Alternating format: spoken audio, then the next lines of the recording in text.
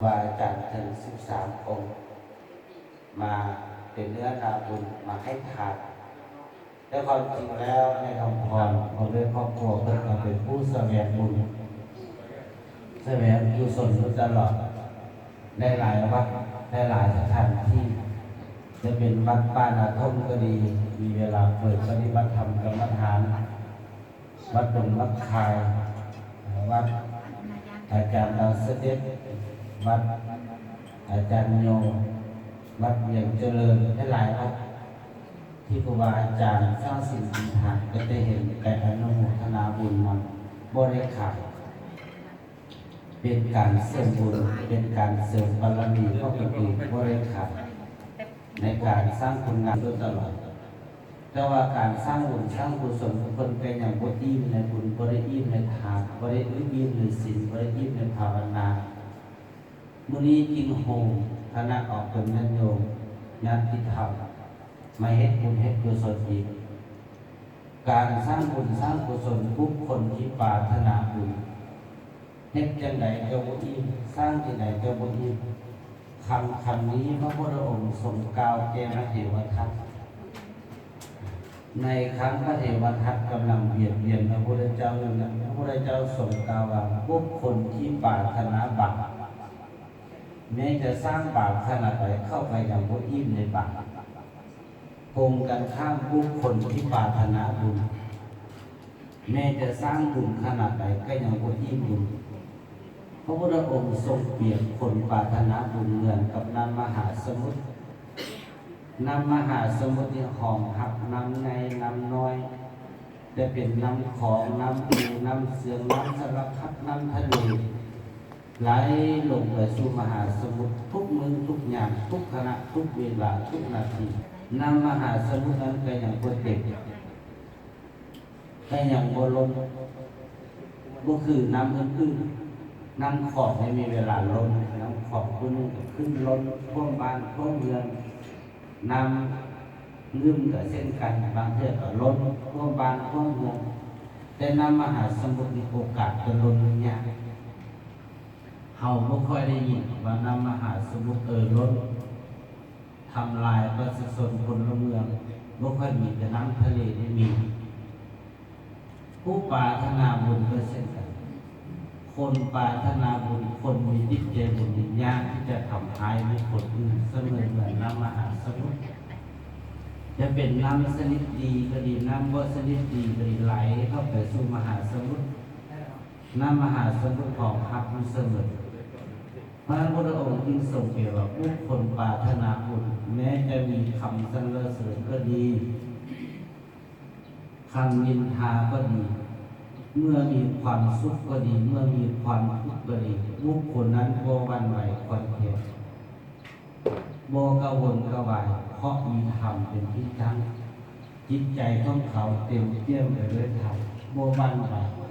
บ่ดีใจในอารมณ์นั้นบ่เสียใจในอารมณ์นั้นบ่วิตกกังวลในสิ่งที่มันดีและสิ่งที่มันบ่ดีเกิดขึ้นแก่บุคคลนั้น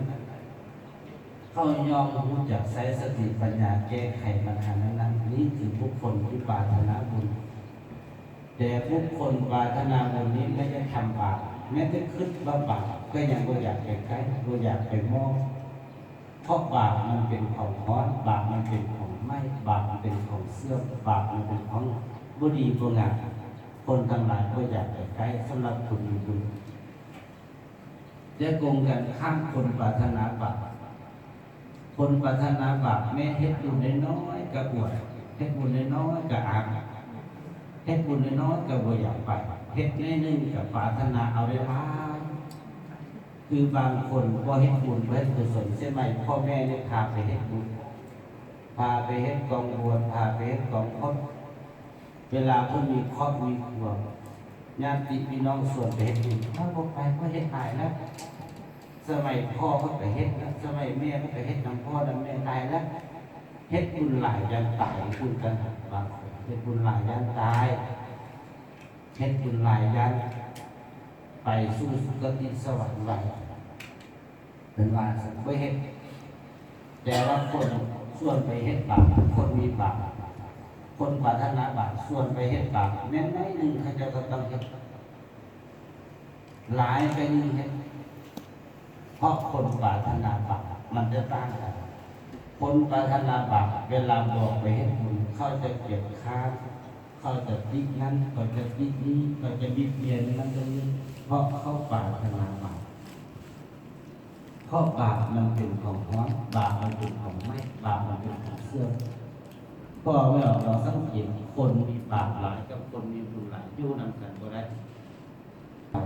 ที่สุดต้องแยกย้ายกันไป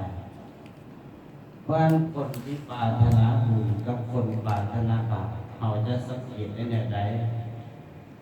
เขาจะเปรียบเทียบได้แนวใดแล้วเขาจะรู้ได้แล้วคนมีบุญกับคนมีบาปพระองค์ให้ทรงสังเกตคนมีบุญนั้นกินก็เป็นสุขนั่งก็เป็นสุขนอนก็เป็นสุขไปใส่มาใส่คนหลับหน้าจิตตามีลูกกับลูกดีมีหลานกับหลานดีซึ่งก็ดีเหมือนพระอินทร์พระพรหมแต่ก็ยังเป็นที่พึ่งพาอาศัยของบิดามารดาอยู่มีครอบครัวกับครอบครัวดีมีเท้านั้นนางนี้บ่ดีจะไปมองจะไปใกล้ไปแล้วลูกจะติดติดเป็นแปดเขาคำว่าบ่ดีนั่นแหละคือบาปอันดีนั้นคือบุญ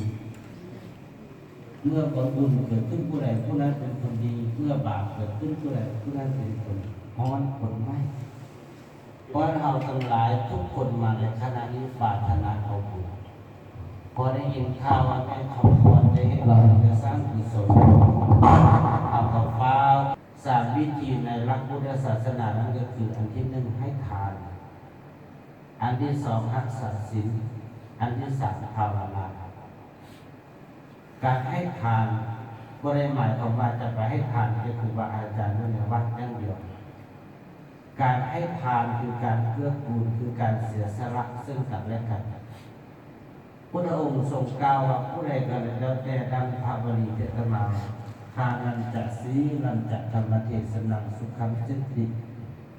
ผู้ใดก็แล้วแต่ในโลกนี้ปรารถนาหาความสุขเกษมสำหรับให้แก่ตนเองก็คือปรารถนาเอาบุญนั่นแหละให้แก่ตนเองบุคคลนั้นต้องรู้หน้าที่ทั้งสามอย่างนี้ถ้าเรามาวิเคราะห์กันว่าถ้าบุคคลใดพวกเคยให้ทานจ้าเพื่อมีแต่ที่รักนักยกโลกของผู้อื่นคนบุคคลนั้นจะมีความสุขเป็นไปได้ยากคนอื่นจะนับหน้าถือตาเป็นไปได้ยากเพราะเขามีแต่ความโลภบ่เคยเสียสละให้บุคคลอื่นอันที่สองบุคคลใดว่ามีศีลคือว่ามีคุณงามความดีข้าเจ้าเอาของงัดแงะผิดบ้านพันเมืองตีพ่อตีแม่ด่าครูบาอาจารย์ด่าสมณะพระสงฆ์บุคคลนั้นจะมีความสุขความเจริญเป็นไปได้ยากประการที่สามบุคคลใดว่ามีจิตเป็นสมาธิแน่วแน่คือทำจิตคล่องใสว่ามีแต่ละมือหน้าเบ่งหน้าไข้ตลอดเหมือนกับฟ้าทางโลกนั้นจะมาผ้าในกลางใจอีกอันหนึ่งบุคคลนั้นก็เคยฟังธรรมเทศนาบ่เคยเพิ่มสติปัญญาบ่เคยรู้ว่าสิ่งนี้ดีบ่เคยรู้ว่าสิ่งนี้ชั่วบ่รู้บาปบุญคุณโทษบุคคลนั้นจะเป็นคนดีในสังคมเป็นคนที่เคารพนับหน้าถือตาเป็นไปได้ยากเพราะฉะนั้นผู้ใดอยากจะมีความสุขความเกษมสำราญต้องอาศัยหลักธรรมสามประการคือให้ทานการให้ทานก็ออกไม่ออกควรเมียก็ให้ทาน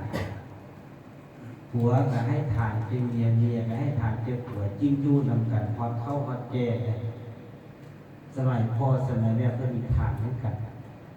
ฮอดพวกฟ้าฤดูกาลผัวก็ซื้อวัตถุต่างๆมาเป็นของขวัญให้แก่เมียฮอดพวกฟ้าฤดูกาลเมียก็ซื้อวัตถุสิ่งของสมบัติสมบัติจะว่ามาผัวก็ต้องอดทนดีก็อดบ่ดีก็อดเวลาผัวอารมณ์บ่ดีว่ามาเมียก็อดดีก็อดบ่ดีก็อดอันนี้คือการให้อภัยทานให้ทานทางด้านอารมณ์ถ้าเอาว่าให้ทานกันยุ่งกันบ่มีการให้ทาน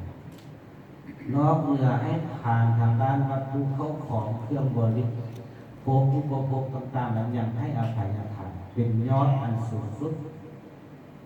พ่อแม่ก็เช่นกัน ให้อภัยทานแก่ลูกให้ทานแก่ลูกอาจจะเห็นบางคนเกิดในตระกูลที่ห้างมีร่ำรวยแต่ว่าวันนักอยู่ผ่านบุญพ่อแต่ว่าเคยได้ฟังธรรมเทศนาว่านั่งสมาธิภาวนาบุคคลเช่นนี้เกิดในชาติใดจะมีทั้งโภคทรัพย์อุดมสมบูรณ์ทั้งนี้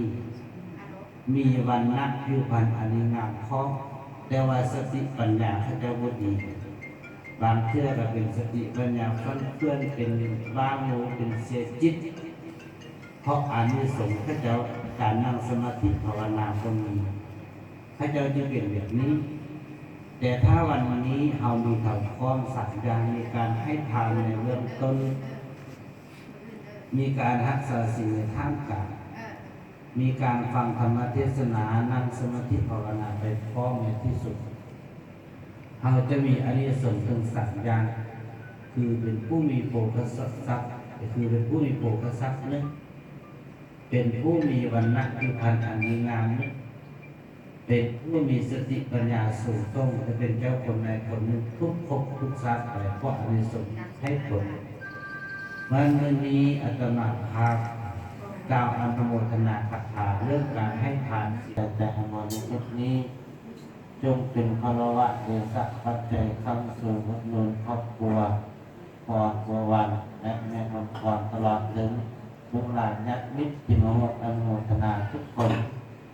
ที่มีแต่ความสุขความเจริญไปมาค้าขึ้นเจริญรุ่งเรืองชีวิตไรเป็นผู้มีเมตตาบรรดาทรัพย์เป็นผู้มีความสุขความเจริญปราศจากทุกโศกโรคภัยให้เป็นต่างๆนานาคิดที่ใดปรารถนาที่ใดหากเป็นไปในรักธรรมคำสอนแล้วก็ขอให้ดังนั้นโอไม่ที่ทุกท่านทั้งหลายได้ปรารถนาไว้ทุกท่านทุกคนดังทัพประธานที่ศาสนามา